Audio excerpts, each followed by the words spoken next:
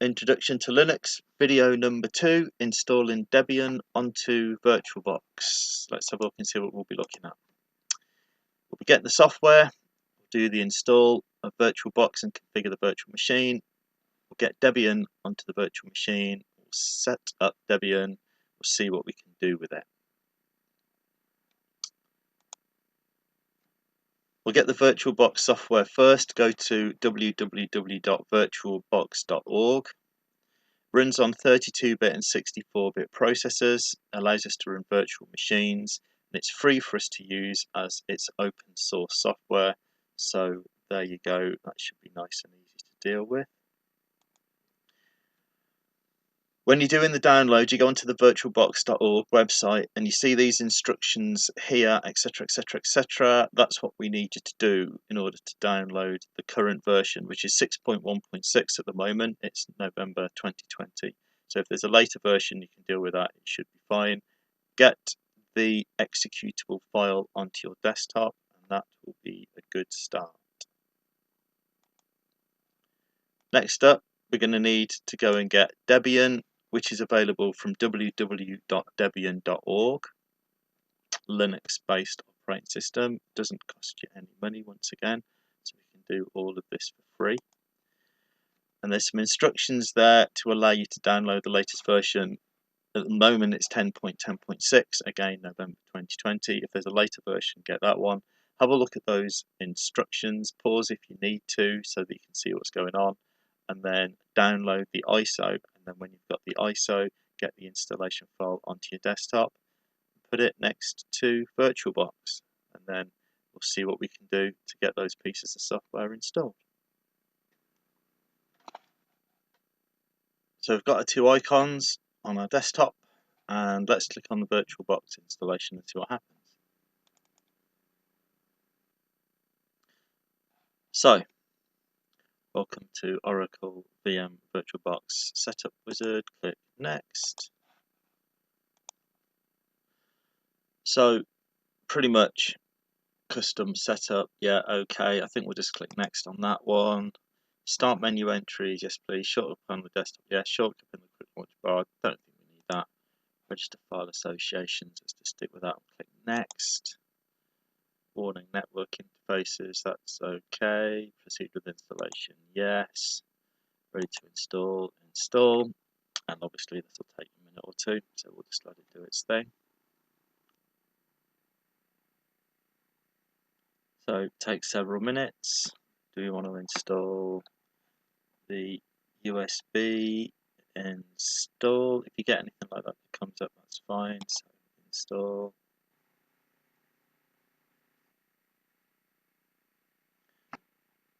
Finish. So as you can see here, VirtualBox Manager has come on and it's saying welcome to VirtualBox. So I guess what we need to do is create a new, so I'm going to click on new, virtual machine. So name, Debian, we'll call it Debian for now. We'll put it inside VirtualBox VMs, type Linux Debian 64-bit. It's decided to put that in, so that should be alright. Just click next on there. Memory size 1 gig. Click next. Hard disk, create a virtual hard disk now. Yes, please, because we're going to need one. We don't have one that's already existing, so we'll create a hard disk. Hard disk file type. Yeah, I think we can just go with the default setting there. Next, file location and size 8 gig. Virtual hard disk. Yeah, that should do the trick. Again, just using the defaults most of the time shouldn't be a problem. So click create on there, and there it is. Okay, let's just see what happens when we click start. Something that's just popped up automatically, which is pretty useful, is this thing here, which says creating process for starting virtual machine Debian. So we'll just let that do its thing. There's another thing that we need to sort out, which is the link to the ISO file. So we'll have a look at that now and see what we can do with that too. Now I've dragged this other window onto the screen so you can see it. Select startup disk, and what it's doing is it's looking for the ISO. Now it's trying to run it off the CD drive. If we click on browse, what we'll be able to do is we'll be able to hopefully find the ISO file, which of course we've got on the desktop. So let's see what we can do with that. Now what I've done here is I've clicked Add, and I've done a browse, and I've found the Debian ISO, this one there, which I've got on my desktop. It's in a folder called Debian software, but again I've just browsed for it. So there we go, open that, and all things being well, click choose and start, and you can see here, all things being well, it's going to start the virtual machine. So if I drag this over so that you can see it, Debian GNU Linux installer, graphical install, install advanced options, graphical install, yep, we'll go for that one. So I'm going to click OK, it's wanting to capture the mouse. So if you click the mouse inside the VM display or press the host key, it will cause the virtual machine to capture the host mouse inside the virtual machine. I'll tell you what happens if I just hit return. Yeah, graphical install, OK, hit return. It seems to be doing something. Let's see what happens. Right control so I can get my mouse back, and here's Debian doing its installation thing. So English, continue, select our location, United Kingdom, continue, configure the keyboard, British English, continue, and it's doing its thing. So we'll just watch this for a while.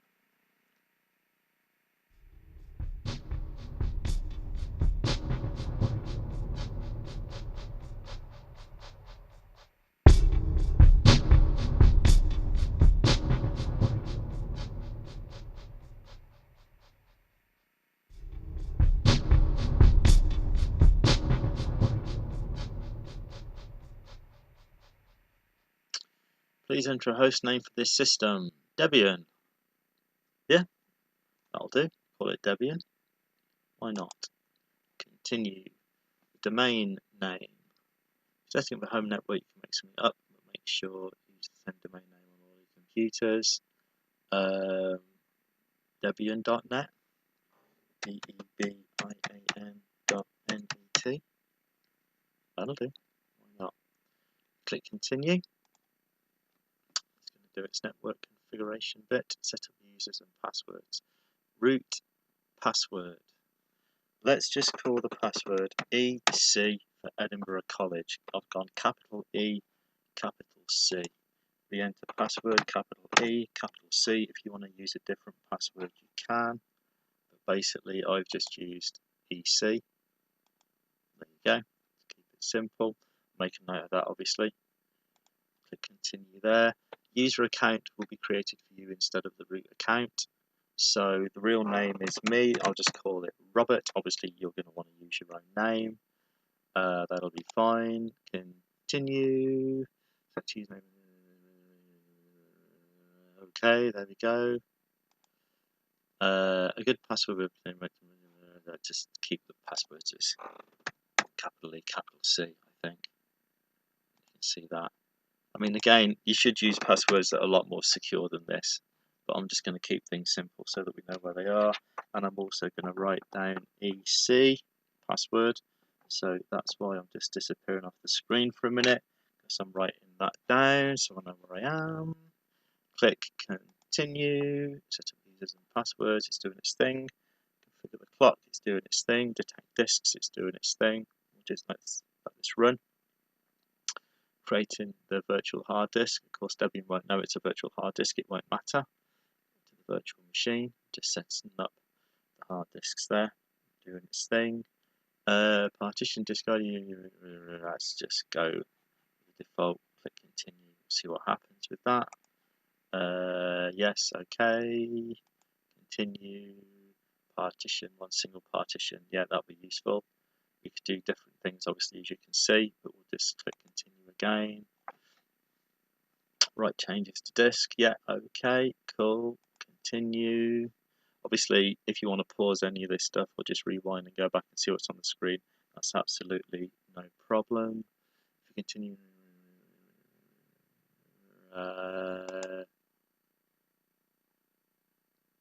continue. What's all that? Continue. Do you want write changes to disk? Yes. Alright. Continue. Creating the configuration by partitioning the disks and installing the operating system onto the disk. That is to say, the drive, now the hard drive, even if it's virtual, has actually been created. So previous to that, everything was happening inside RAM. But now we've got the hard drive, we can actually store everything into the hard drive. So this is the operating system doing its file copying bit. As you can see there, installing core packages, packing various bits and pieces. So it's been a few minutes, the process is still running, it's still doing its thing.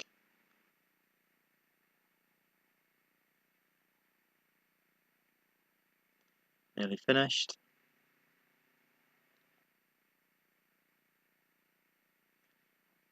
So what we got now, configure the package manager. Of course, if you looked in the notes for chapters 1 through 4, you would have seen that I think it was in chapter 3 there was something on package management. So you should know all about that for now. For the time being, I think I'll just stick with the defaults and just click yes for continue. And then package management can come from the United Kingdom, that would obviously make sense. Debian.org, that's a good enough place to use for the package management scenario. Blank for none, so I'm just going to click continue.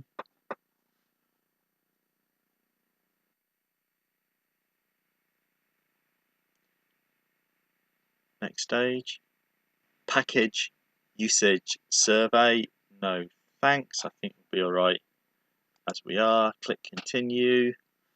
Again, some more stuff happens.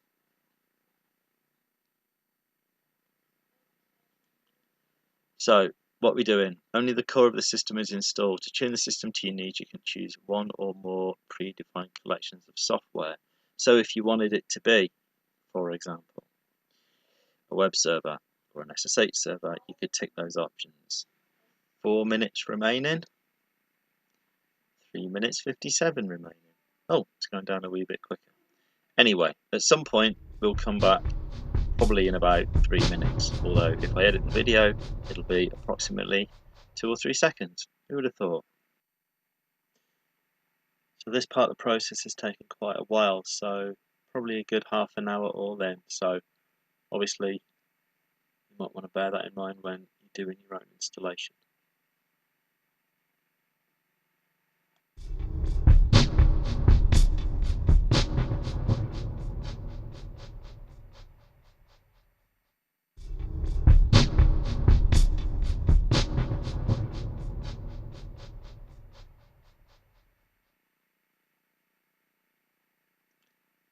Next phase.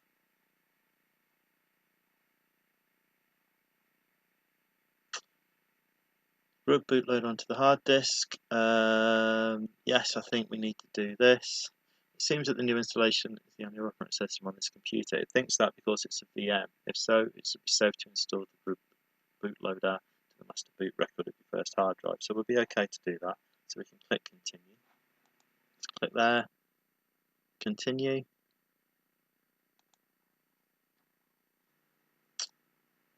And then on to finishing the installation.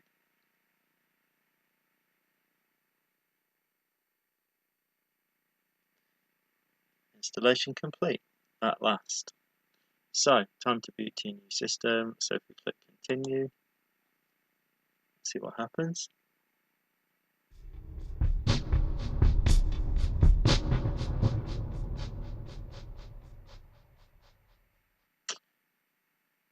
So, Debian, GNU Linux, yes please, it's loading. And this is what Linux looks like when it loads.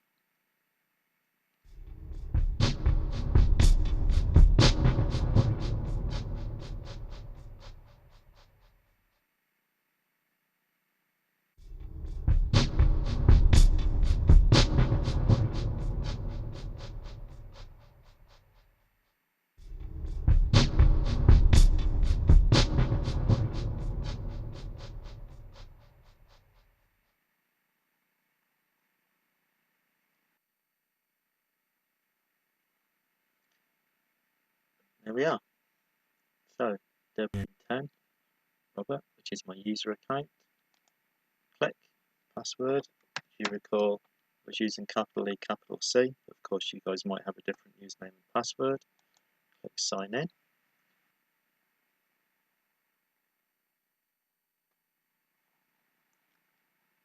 Close down these two windows at the top.